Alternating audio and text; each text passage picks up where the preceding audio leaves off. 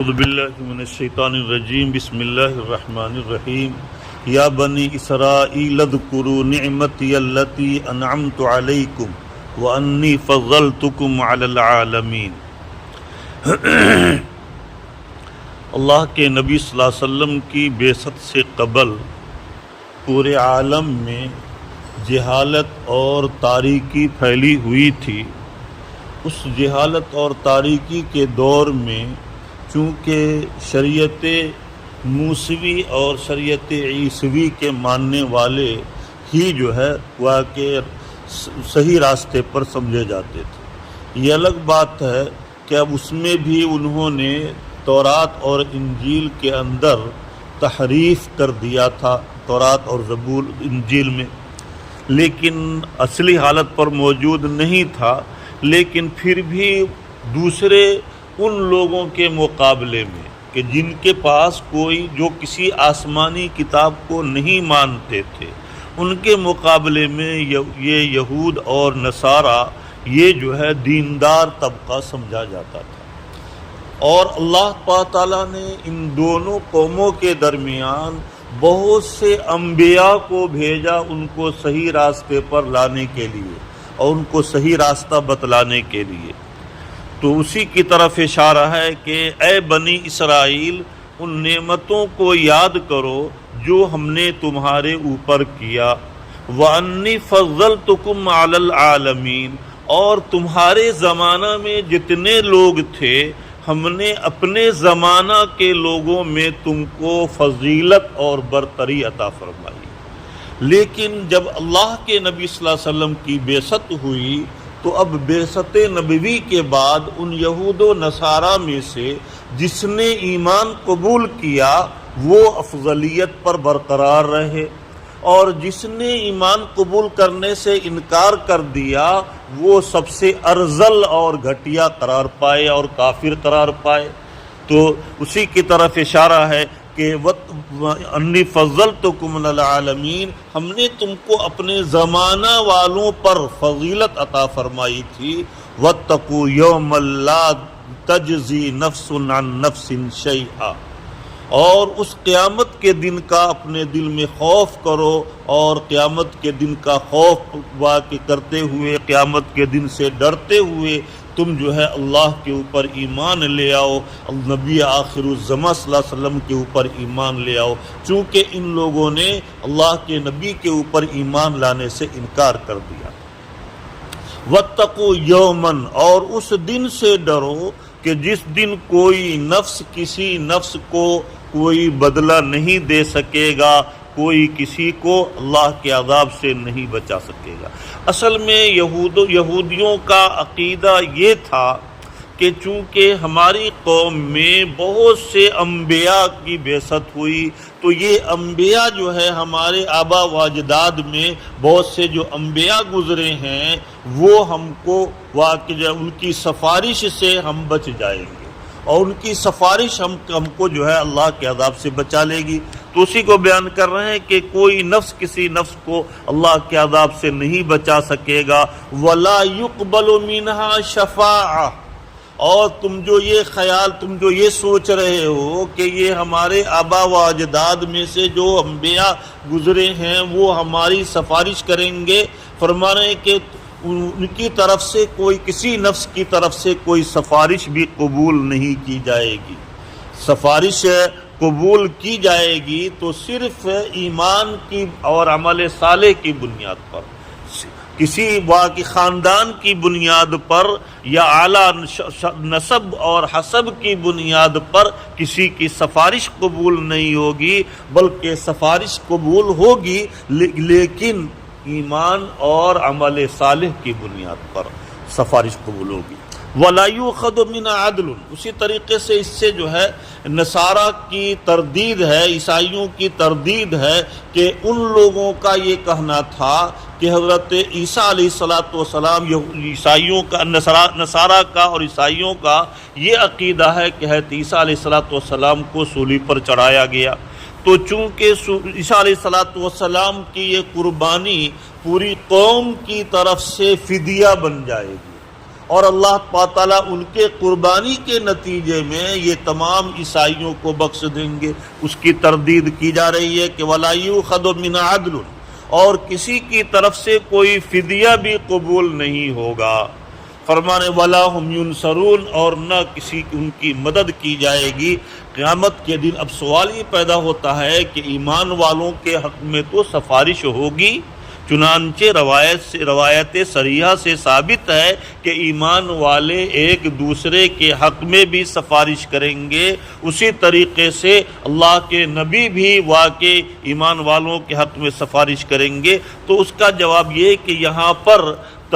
کہ وہ سفارش تو ہوگی لیکن اللہ کی اجازت کے بعد ہوگی، اور اللہ کی اجازت جو ہے سفارش کے لیے انہی لوگوں کے لیے ہوگی جو ایمان اور عمل صالح سے متصف ہو۔ گویا کہ جب تک کہ ایمان اور عمل صالح نہ ہو اس وقت تک سفارش کی اجازت اللہ کی طرف سے نہیں ملے گی، اور جن کے ساتھ ایمان اور عمل صالح ہوگا ان کے حق میں ہی سفارش کی اجازت ملے گی، اور بغیر سفارش کی اجازت کے کوئی وہاں اللہ کی بارگاہ میں سفارش نہیں کر سکے گا۔ وَإِذْ نَجَّيْنَاكُمْ مِنْ آلِ فِرْعَوْنَ يَسُومُونَكُمْ سُوءَ الْعَذَابِ يُذَبِّحُونَ أَبْنَاءَكُمْ وَيَسْتَحْيُونَ نِسَاءَكُمْ وَفِي ذَلِكُمْ بَلَاءٌ مِّن رَّبِّكُمْ عَظِيمٌ۔ اس آیت کا پس منظر یہ ہے کہ اصل میں فرعون نے یہ خواب دیکھا تھا کہ مصر کی جانب سے ایک آگ آئی، اور اس آگ نے پورے فرعون کے محل کو جلا کر خاک کر دیا۔ اس کی تعبیر جب نجومیوں سے فرعون نے پوچھا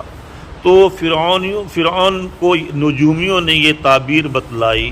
کہ بنی اسرائیل میں ایک لڑکا پیدا ہونے والا ہے جس کے ہاتھوں تمہاری حکومت کا خاتمہ ہو جائے گا۔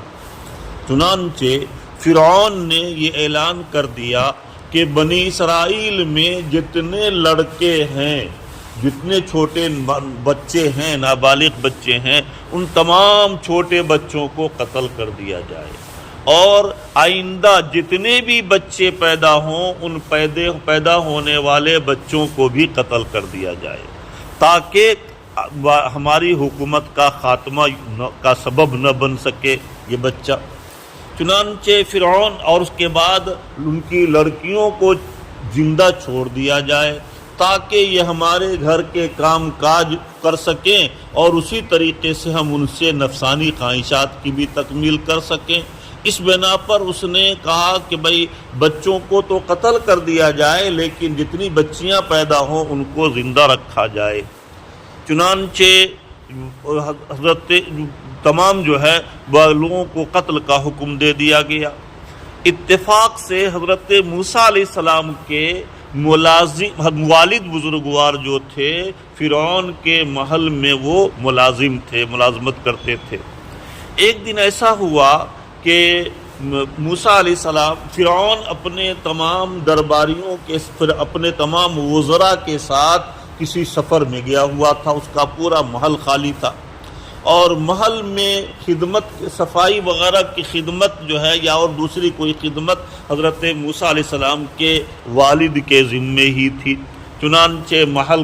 کی پوری چابی ان کے پاس دے کر کے گیا۔ حضرت موسیٰ علیہ السلام کی والدہ اپنے شوہر کا کھانا لے کر جب آئیں تو دیکھا کہ پورا محل خالی ہے، تو حضرت موسیٰ علیہ السلام کے والد فرعون کے محل میں فرعون کے بستر پر اپنی بیوی کو لے کر گئے اور وہاں ان سے ہم بستر ہوئے، اور اللہ تعالیٰ نے وہیں پر علوق حضرت موسیٰ علیہ السلام کے اپنے شکم مادر میں منتقل ہوئے۔ اور اس کے بعد ادھر جو ہے نجومیوں نے بتلایا، ادھر فرعون نے یہ اعلان کیا تھا کہ دیکھو کوئی بھی بنی اسرائیلی اپنی بیوی سے بھی نہ مل پائے، بہت سخت پہرا لگا دیا گیا۔ لیکن یہ کہ ادھر اللہ تعالیٰ نے انتظام کیا کہ خود فرعون کے محل میں اور اس کے بستر پر اللہ تعالیٰ نے واقع جو ہے ان کے دشمن کے وجود کا سبب بنا دیا۔ بہرحال حضرت اب جو ہے نجومیوں نے بتلایا کہ تمہارے سپاہی کہاں ہیں، وہ بچہ تو شکم مادر میں منتقل ہو چکا ہے۔ اب جو ہے فرعون بخلا گیا اور اپنے تمام سپاہیوں کو سخت آرڈر دیا کہ جو بھی بچہ پیدا ہو اس سال تب ان بچوں کو پیدا ہوتے ہی قتل کر دیا جائے۔ چنانچہ ہزاروں کی تعداد میں بچوں کو قتل کر دیا گیا، جو بھی بچہ پیدا ہوتے ہی قتل کر دیا جاتا۔ حضرت موسیٰ علیہ السلام کی ولادت کا وقت جب آیا تو ان کی والدہ اپنے گھر میں جو ہے اپنے گھر میں ہی رہیں اور اپنے گھر میں ہی بڑی آسانی سے ان کی ولادت ہو گئی۔ ولادت کے بعد جو ہے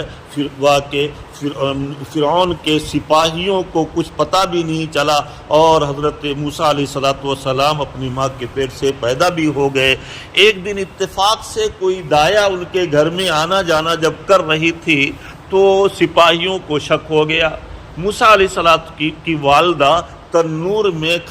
روٹی بنا رہی تھی، روٹی ڈالے ہوئی تھی تنور میں، اور اس کے بعد ادھر سپاہی اندر گھر میں گھس آئے، گود میں موسیٰ علیہ السلام تھے۔ چنانچہ حضرت موسیٰ علیہ السلام کی والدہ نے دیکھا کہ سپاہی بچہ تلاشنے آیا ہے، فوراً انہوں نے بسم اللہ پڑھ کر اور تنور میں جو آگ بالکل بھڑک رہا تھا اسی تنور میں موسیٰ علیہ السلام کو ڈال دیا، اور اس کے بعد جا کر سپاہیوں کو بتایا دیکھو ہمارے گھر میں کوئی بچہ نہیں ہے، تم کو کسی نے غلط خبر دیا ہوگا۔ بہرحال وہ ادھر ادھر دیکھا چلا گیا، اور ادھر سپاہیوں کے جانے کے بعد جب جو ہے تنور سے بچہ کو نکالا، بچہ صحیح سالم بالکل کھیل رہا تھا وہاں، اللہ تعالیٰ نے حفاظت فرمائی۔ اس طریقے سے تقریباً 40 دن تک راجے قول کے مطابق حضرت موسیٰ علیہ السلام کی والدہ نے اپنے پاس بچے کو رکھا، لیکن ہر وقت ڈر اور خطرہ لگا رہتا تھا کہیں فرعون کا سپاہی اچانک آ کر گھس نہ کر اور اس کو قتل نہ کر دے۔ چنانچہ اللہ تعالیٰ نے حضرت موسیٰ علیہ السلام کی والدہ کو یہ حکم دیا کہ لکڑی کا ایک تابوت بنواؤ اور اس کے جو ہے شگاف کو جہاں پر جو 2 تختے ملتے ہیں اس کے جو ہے شگاف کو ڈامر سے بھر دو، ڈامر سے بند کر دو، اور اس کے بعد اس میں روئی بچھا کر حضرت موسیٰ علیہ السلام کو اس میں رکھ دو، اور تابوت کو پھر اس کو بند کر کے اوپر سانس لینے کے لیے تھوڑا سا پائپ اوپر نکال دو۔ بہرحال اس طریقے سے ان کو بتایا گیا کہ ایسے ایسے تابوت بناؤ، اور اس تابوت میں موسیٰ علیہ السلام کو ڈال کر رات کی تاریکی میں تم دریائے نیل میں ڈال دو۔ اب ظاہر بات ہے کسی عورت کو کہا جائے کہ اپنے بچے کو دریائے نیل میں ڈال دو، کوئی ماں کی ممتا اس کے لیے واقع تیار نہیں ہوگی، لیکن اللہ تعالیٰ نے فرمایا کہ تم لا تخافی ولا تحزنی انا رادوہ الیک، کہ ہم تمہارے پاس اس بچے کو پھر دوبارہ لوٹا دیں گے، تم گھبراؤ نہیں۔ چنانچہ حضرت موسیٰ علیہ السلام کی والدہ نے حکم الہی کے مطابق تابوت میں بچے کو رکھا اور دریائے نیل کے اندر رات کی تاریکی میں ڈال دیا۔ لیکن ماں کی ممتا کیسے برداشت کر سکتی ہے؟ چنانچہ اپنی بچی کو دریائے نیل کے کنارے لگا دیا کہ دیکھتے رہو کہ یہ تابوت جاتا ہے کہاں۔ چنانچہ یہ تابوت دریائے نیل کے جو بحر قلزم کے تھپیڑے کھاتا ہوا، دریائے نیل کے تھپیڑے کھاتا ہوا، وہ فرعون کے محل کے پاس ایک دریائے نیل سے ایک چھوٹی سی جو نہر گئی تھی، اس کے گھر کے پیچھے ایک باغ تھا، اس طرف گئی تھی۔ چنانچہ اسی نہر کے اندر جا کر اور فرعون کے محل کے کنارے جا کر کے جو ہے وہ تابوت کھڑا ہو گیا، تابوت رہ گیا، وہاں رکا ہوا رہا۔ چنانچہ صبح سویرے جب فرعون کے محل کی بادیاں اور خادمائیں جب برتن دھلنے گئیں تو دیکھا کہ جھاڑی میں ایک تابوت پھنسا ہوا ہے۔ چنانچہ اس کو اٹھا کر لے کر آئی، لیکن کسی کی ہمت نہیں ہوئی کہ فرعون کی اجازت کے بغیر اس تابوت کو کھولے۔ فرعون کے سامنے اس کو پیش کیا گیا اور اس بچے کو اور کھولا گیا۔ جب کھولا گیا تو اس میں سے انتہائی حسین و جمیل خوبصورت بچہ نکلا۔ تو فرعون کہنے لگا ہو نہ ہو یہ وہی بچہ ہو جس کے بارے میں نجومیوں نے ہمیں خبر دیا تھا۔ لیکن فرعون کی بیوی آسیہ کہنے لگی کہ بھائی یہ ہمارے ملک کا بچہ ایسا نہیں ہوتا ہے،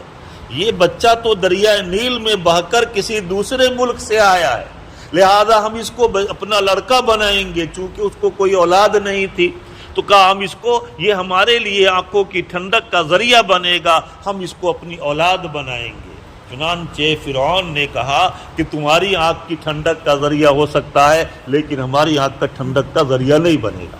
چنانچہ مفسرین نے لکھا ہے اگر وہ یہ کہتا کہ ہماری آنکھوں کی ٹھنڈک کا ذریعہ بھی بن جائے گا تو اس کو بھی ایمان کی توفیق ہو جاتی۔ بہرحال چونکہ اللہ کی طرف سے یہ فیصلہ تھا کہ یہ کفر پر قائم رہے گا، اسی وجہ سے اس کی زبان سے یہ جملہ نکالا گیا۔ بہرحال اس کے بعد فرعون واقع جو ہے کہ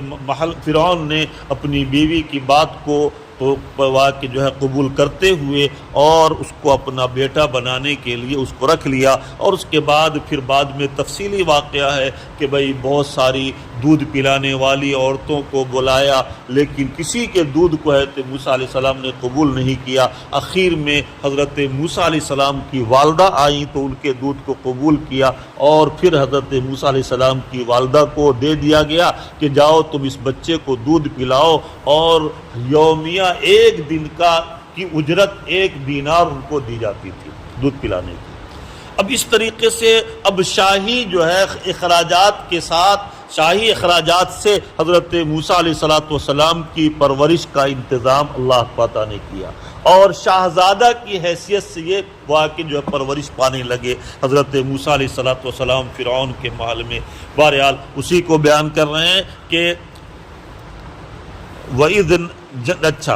نَجَّيْنَاكُمْ مِنْ آلِ فِرْعَوْنَ يَسُومُونَكُمْ، اور اس وقت کو یاد کرو اے بنی اسرائیل جبکہ ہم نے تم کو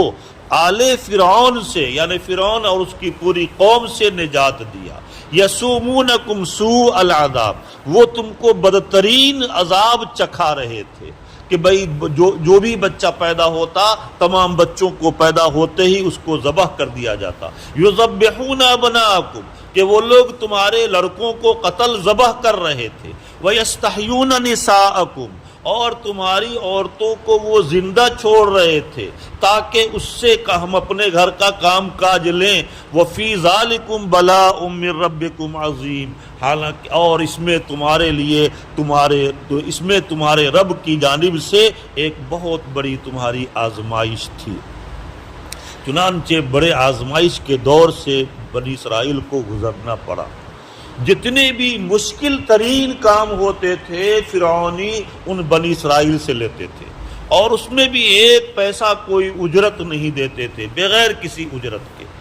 فرمانا ہے کہ اس کے بعد اس طریقے سے بہت ہی واقع مشکل اور پریشانی اور ذلت کی زندگی یہ بنی اسرائیل جو ہے مصر میں گزار رہے تھے۔ اچھا، یہ بنی اسرائیل تو یہ رہنے والے فلسطین کے تھے، تو آخر مصر آئے کیسے؟ مصر میں حضرت یوسف علیہ السلام کے زمانے میں آئے تھے۔ یوسف علیہ السلام کو جب اللہ تعالیٰ نے عزیز مصر کا بادشاہ بنا دیا تو اس وقت 7 سال تک بہت زبردست قحط سالی ہوئی، جس کی وجہ سے جو ہے حضرت موسیٰ علیہ السلام نے اپنے والدین کو، اپنے تمام 12 بھائی، ان کے جو ہے کل 11 بھائی تھے، تو واقع جو ہے 11 بھائی کو اور اپنے ان کے پورے خاندان کو، ان کی تمام اولادیں یعنی پورے خاندان کو، پورے کنبے کو انہوں نے بلا لیا مصر میں بلا لیا، اور اس کے بعد پھر جو ہے مصر میں یہ لوگ رہنے لگے، اور انہی کی نسل سے جو پیدا ہوئے حضرت یعقوب علیہ السلام کی نسل سے انہی کو یہ بنی اسرائیل کہا جاتا ہے۔ تو اس طریقے سے بنی اسرائیل کا ایک بہت بڑا طبقہ وہاں پیدا ہو گیا تھا، لیکن فرعون نے پھر بعد میں چل کر کے واقع جو ہے مختلف زمانہ میں فرعون پیدا ہوتے رہے الگ الگ وقت میں۔ چنانچہ اس موسیٰ علیہ السلام کے زمانے میں جو فرعون آیا اس نے بہت زیادہ ظلم اور زیادتی کی بنی اسرائیلیوں کے اوپر۔ چنانچہ اللہ تعالیٰ نے حضرت موسیٰ علیہ السلام کو حکم دیا کہ آپ یہاں سے مصر سے بنی اسرائیل کو لے کر اور دریائے نیل کے راستے سے آپ جو ہے دوبارہ اپنے وطن فلسطین کی طرف چلے جائیے۔ فرمانے وَإِذْ وَعَدْنَا مُوسَىٰ، تفصیلی واقعہ سورہ قصص میں اس کا آیا ہے، وَإِذْ وَعَدْنَا مُوسَىٰ 40 لَيْلَةً ثُمَّ اتَّخَذْتُمُ الْعِجْلَ مِن بَعْدِهِ وَأَنْتُمْ ظَالِمُونَ۔ جب حضرت موسیٰ علیہ السلام چلے مصر سے اپنی بنی اسرائیل کو لے کر نکلے تو آگے دریائے نیل اور پیچھے فرعونیوں کی لشکر ان کے تعاقب میں آ رہی تھی، اور ان کو خطرہ تھا کہ بھئی جو ہے اب ہم پکڑے جائیں گے۔ اللہ تعالیٰ نے حکم دیا حضرت موسیٰ علیہ السلام کو کہ آپ دریائے نیل پر اپنا عصا ماریے، ڈنڈا ماریے۔ جب عصا مارا تو اس میں 12 راستے نیشنل ہائی وے بن گئے، بالکل پانی بالکل جو ہے جس طریقے سے ڈھلائی والا راستہ ہوتا ہے اس طریقے سے ڈھلائی والے راستے کی طرح سے پانی بالکل منجمد ہو گیا، اور اس کے بعد اس میں 12 الگ الگ راستے بن گئے۔ چونکہ بنی اسرائیل کے 12 قبیلے تھے، اس وجہ سے ان کے الگ الگ ہر ایک قبیلے کے لیے الگ الگ راستے بن گئے، اور یہ لوگ جو ہے عافیت کے ساتھ اس دریائے نیل کو پار کر دوسری طرف دوسرے کنارے پہنچ گئے۔ اس کے بعد جب فرعونیوں کا لشکر دریائے نیل کے قریب پہنچا تو علماء نے لکھا ہے کہ آگے آگے فرعون اپنے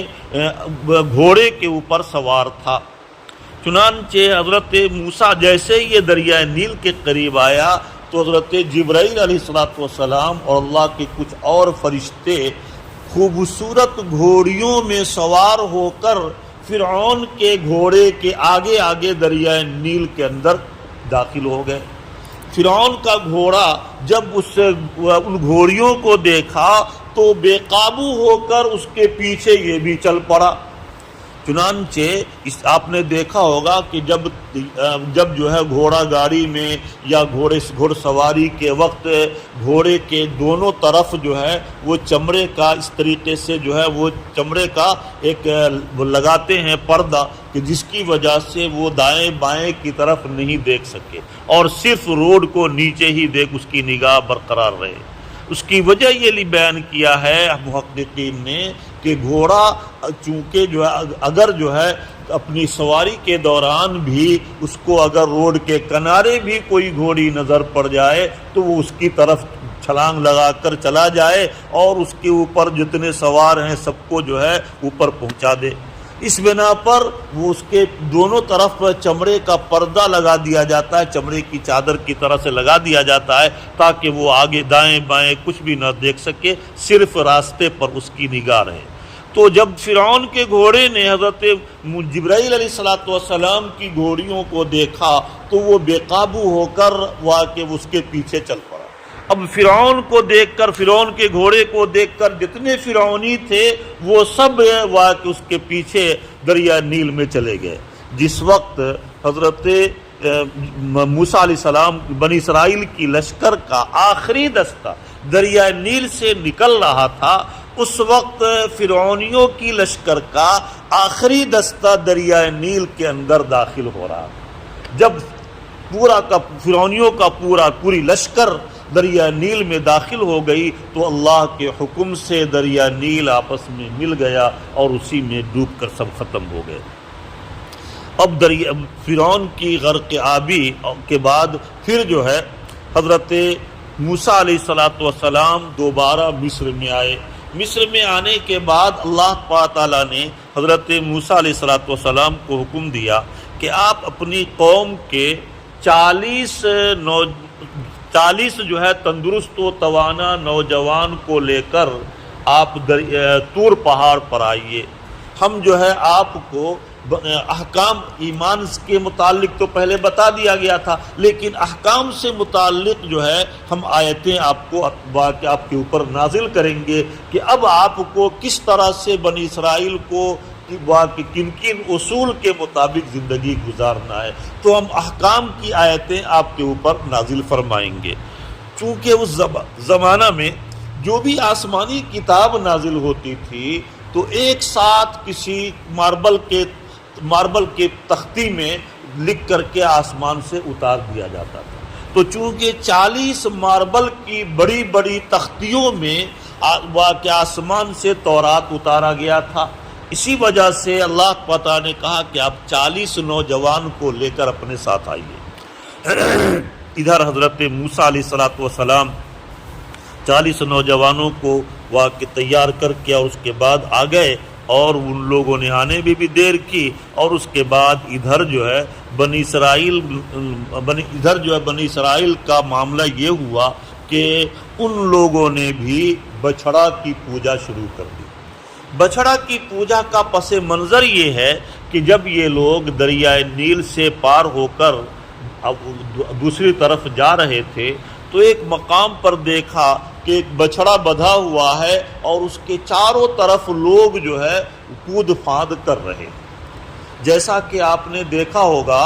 کہ نوراتری کے موقع پر کچھ لوگ جو ہے وہ چاروں طرف جو ہے وہ گھومتے ہیں، ناچتے ہیں، کچھ پڑھتے ہیں اور ناچتے ہیں۔ اسی طریقے سے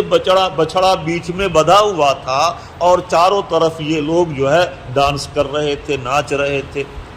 بعض علماء نے لکھا ہے کہ یہ نئے روز جو ہے ان لوگوں کا یہ ایک تہوار تھا۔ اسی تہوار کی نقل یہ ہم اس وقت ہندوؤں کے اندر نوراتری کی شکل میں،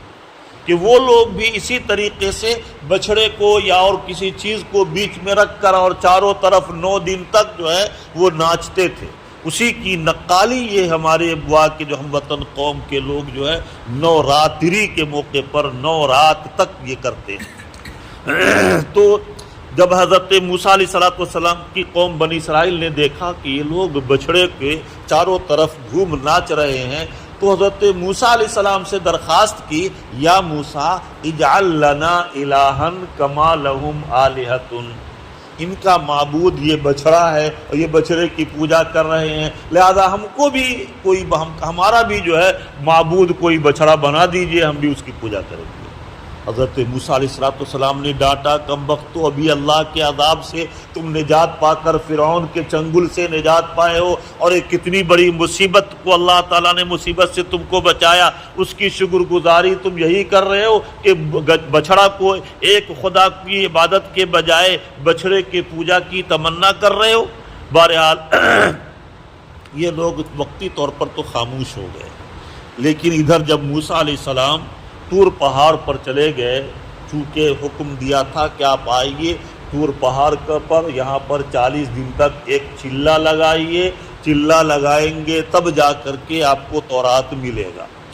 چلہ لگانے کے لیے کیوں حکم دیا جاتا ہے؟ موسیٰ علیہ السلام کو چلہ لگانے کا کیوں حکم دیا گیا، اور جماعت والے چلہ کیوں مانگتے ہیں؟ اس کی وجہ یہ ہے کہ 40 دن کے عدد کو انسان کے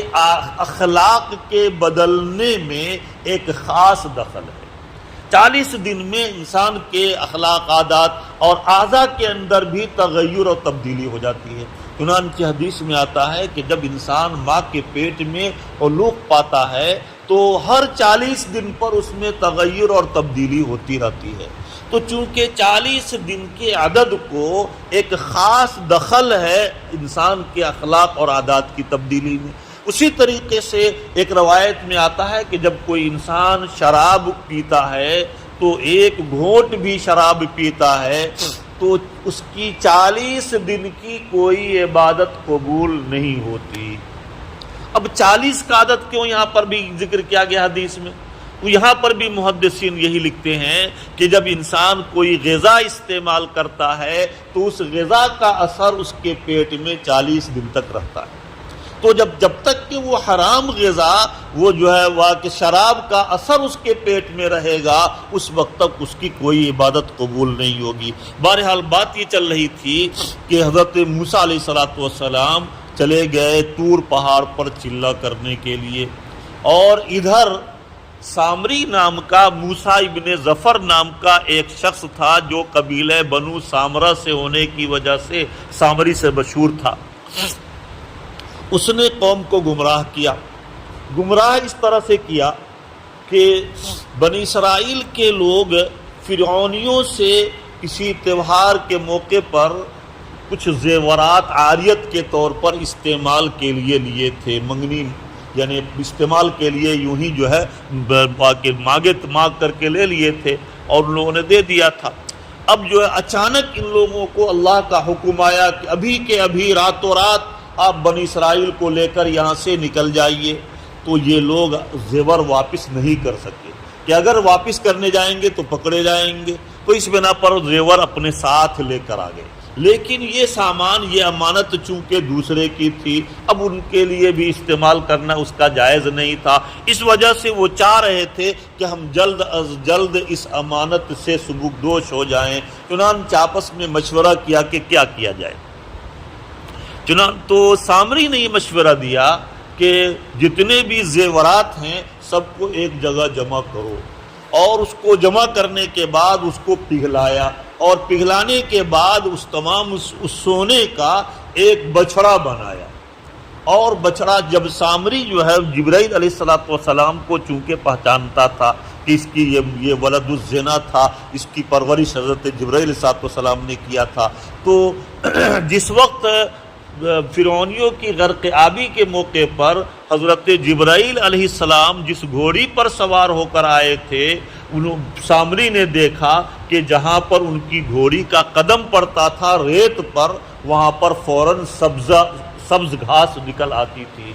تو وہ سمجھ گیا کہ اس گھوڑی کے قدم کے جہاں پر پڑتے ہیں وہاں کی مٹی میں حیات اور زندگی کی تاثیر ہے. چنانچہ سامری نے وہاں سے مٹی تھوڑی سی فوراً لے کر اپنے پاس محفوظ کر لیا تھا. جب حضرت موسیٰ علیہ السلام طور پہاڑ پر چلے گئے تو اس نے پوری قوم کے لوگوں سے زیورات کو جمع کروایا، سونے کے زیورات تھے، اور اس کو پگھلا کر کے اپنا بھی زیور اس میں ڈال دیا، اور اس کو پگھلا کر بچھڑا بنایا، اور اس کے بعد بچھڑا کے منہ میں وہ مٹی ڈال دی.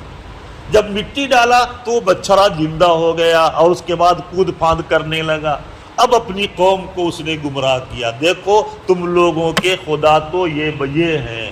موسیٰ علیہ السلام کو معلوم نہیں ہے، اس وجہ سے وہ چلے گئے طور پہاڑ پر تراشنے کے لیے. وہ بھی آئیں گے تو انہیں کسی کی پوجا کریں گے. لہذا ادھر جو ہے وہ قوم کے لوگوں میں سے اکثر لوگوں نے ان کی بات کو مان لیا.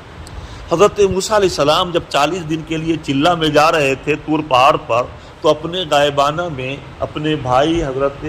ہارون علیہ السلام کو اپنا نائب اور جانشین بنا کر گئے تھے. حضرت ہارون علیہ السلام نے ان لوگوں کو منع کیا کہ دیکھو یہ واقع جو ہے یہ غلط کام ہے، اور یہ جو ہے حضرت موسیٰ علیہ السلام جب تک نہیں آ جائیں تم لوگ اپنی مرضی سے سامری کی بات میں آ کر یہ گمراہی کا عمل مت کرو. لیکن قوم نے نہیں مانا، اور اکثر لوگ قوم کے سامری کی بات میں آ کر بچھڑے کی پوجا کرنے لگے. اسی کی طرف اشارہ ہے کہ وہی اس کے بعد پھر کیا ہوا، اس کا انجام یہ ہوا کہ موسیٰ علیہ السلام کو پھر طور پہاڑ پر جب جو ہے 40 ماربل کی تختیوں میں لکھا ہوا تورات دیا گیا، وہ جب لے کر آئے تو دیکھا اپنی قوم کے لوگوں کو کہ ارے یہ تو بچھڑے کے سامنے کود پھاند کر رہی ہے. حضرت موسیٰ علیہ السلام نے سب کو ڈانٹ کر بھگایا، سب لوگ بھاگ گئے. اس کے بعد پھر پوچھا کہ بھائی یہ ایسا کیسے ہوا، تو معلوم ہوا کہ موسیٰ ابن ظفر سامری نے یہ قوم کو گمراہ کیا ہے. چنانچہ سامری کے پاس گئے اور سامری کو جا کر کے جب پوچھا تو اس نے کہا کہ بھائی مجھے یہ اچھا معلوم ہوا آپ کی قوم کے لوگوں نے بچھڑا چونکہ جو ہے مانگا تھا، اس وجہ سے بچڑے کو اپنے معبود بننے کی درخواست کی تھی، اسی وجہ سے ہم نے ایسا کیا، ہم کو یہ اچھا معلوم ہوا. حضرت موسیٰ علیہ السلام نے سامری کو 2 بد دعا دی. کہ ایک بد دعا یہ دی کہ تم جو ہے تمہارے جسم سے کوئی شخص ٹچ نہیں کر سکتا، تم اپنی آبادی سے باہر چلے جاؤ، تمہارے جسم سے جو بھی ٹچ کرے گا دونوں کو بخار آ جائے گا. چنانچہ سامری جو ہے وہ لوگ آبادی سے باہر جنگلات میں بھاگا پھرتا تھا، اور کسی انسان کو دیکھتا تو کہتا فوراً پر دوری سے کہتا لا تقرب، تم مجھ سے قریب مت ہو. لیکن اگر کوئی ضدی قسم کا آدمی اس کو چھو دیتا تو ایسی صورت میں دونوں فہما جمیعاً دونوں سخت بخار میں مبتلا ہو جاتے تھے. بعض علماء نے لکھا ہے کہ چھوا چھوت جو ہندو کو بعض قوموں میں آج بھی پائی جاتی ہے، بہت سے جو ہے واقع اب تو خیر اتنا نہیں رہا، لیکن ہم لوگوں کے بچپن میں یہ بہت زیادہ تھا. چنانچہ ہم لوگ مکتب میں جب پڑھتے تھے تو تو کچھ عورتیں آتی تھی، ہندو عورتیں جو ہے ہمارے اسکول کے پاس پانی لینے کے لیے، تو پانی لے کر اور اس کے بعد اپنے مٹکا میں بھر کر کے جب وہ جانے لگتی تو ہم لوگ صرف پائپ کے ہینڈل کو چھو دیتے۔ اب ہینڈل کو چھوتے، حالانکہ اس کا پائپ سے پانی بھر لی ہے اور وہ اٹھا رہی ہے، مٹکا لے کر جا رہی ہے، لیکن پائپ پر ہوتی تھی، اس بنا پر ہینڈل کو ہم لوگ چھو دیتے تو کہتی ہمارا پانی ناپاک ہو گیا۔ اب وہ پورا پانی کو پھینک کر پھر سے وہ مٹکے کو دھلتی، پائپ کو دھلتی، پھر پانی بھرتی، پھر ہم لوگ دوبارہ ایسے ہی کرتے، پائپ کو چھو دیتے، جان بوجھ کر کے ہم چھو دیتے تھے پریشان کرنے کے لیے۔ تو بہرحال اس طریقے سے اب کہ بھائی یہ کیا عقیدہ ہے کہ بھائی ہم پائپ کو چھوئیں گے ادھر پانی اس کا ناپاک ہو جائے گا۔ بہرحال تو اس طرح کی قومیں جو ہے پہلے پائی جاتی تھیں، آج بھی کسی بعض علاقوں میں ہے لیکن بہت کم ہے۔ تو یہ چھوا چھوت بھی اسی سامری سے بعض محققین کی رائے یہ ہے کہ یہ چھوا چھوت بھی وہی کا طریقہ بھی وہیں سے چلا ہے۔ اس کے بعد ایک بد دعا تو یہ دیا کہ تم آبادی میں کسی انسان کے پاس نہیں رہ سکتے، اور دوسرا یہ کہ بھئی آخرت میں تم جہنم کی آگ میں جلو گے۔ وہ فرما اسی کی طرف اشارہ ہے۔ اچھا، اس کے بعد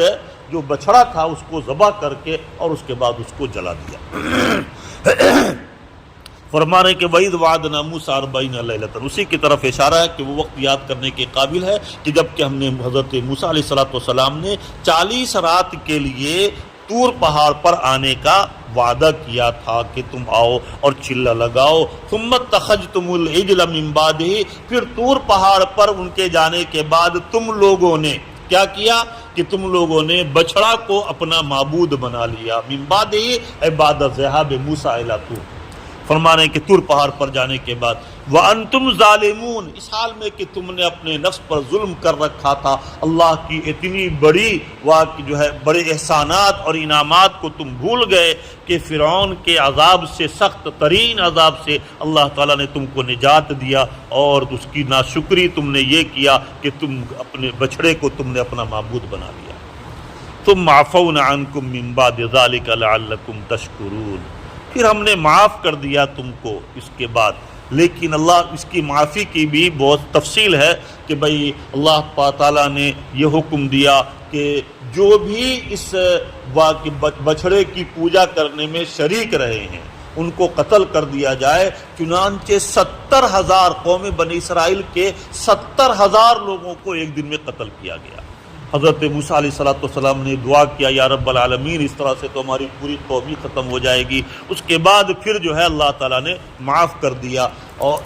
ثم عفونا عنکم من بعد ذلک لعلکم تشکرون، پھر ہم نے اس کے بعد تم کو معاف کر دیا تاکہ تم اس معافی پر اللہ کی عظیم نعمت کی شکر گزاری کر سکو۔ اللہ پاک گویا کہ یہ بڑی شرکش قوم تھی اور اس کی شرکشی شروع ہی سے مشہور ہے، اسی وجہ سے اللہ تعالیٰ نے ان کے لیے احکام کے اندر بھی بڑی شدت پیدا کر دیا تھا اور سخت سے سخت ان کے لیے احکام نازل کیے تھے۔ اللہ تعالیٰ ہمیں اور آپ کو اپنی رضا اور محبت نصیب فرمائے۔